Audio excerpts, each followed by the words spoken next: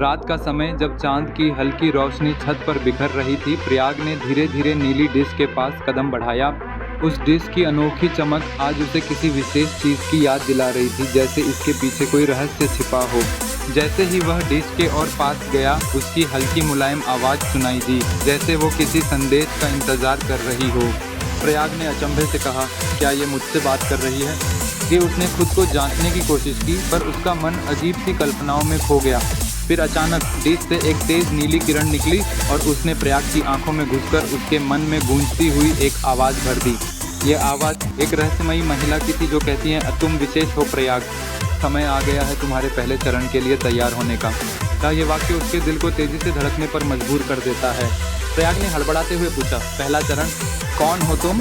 तो इस प्रश्न में उसकी जिज्ञासा और भय दोनों का मिला जुला भाव था। डिश से एक होलोग्राफिक नक्शा प्रकट हुआ, जिसमें प्रयागराज, बनारस और एक गुप्त स्थान दिखाया गया था। उसे लगा जैसे उसके भविष्य का रास्ता अब स्पष्ट हो गया हो। डिश की आवाज़ ने कहा, इस नक्शे का अनुसरण करो, पर याद रखो हर मोड़ पर विश्वास की परीक्षा होगी। कि इन शब्दों ने उसे सोच में डाल दिया, लेकिन एक सकारात्मक मुस्कुराहट उसके चेहरे पर थी। उसने अंदर से कहा, तो अब खेल शुरू हुआ है। वह नहीं जानता था कि यह केवल एक खेल नहीं था, बल्कि उसकी किस्मत और सपनों का पहला कदम था, जो उसे एक अनजान दिशा में ले जा रहा था। इस रहस्यमयी यात्रा में प्रयाग को इस बात की खोज करनी थी कि इस डिश के पीछे छिपी शक्ति कौन सी थी।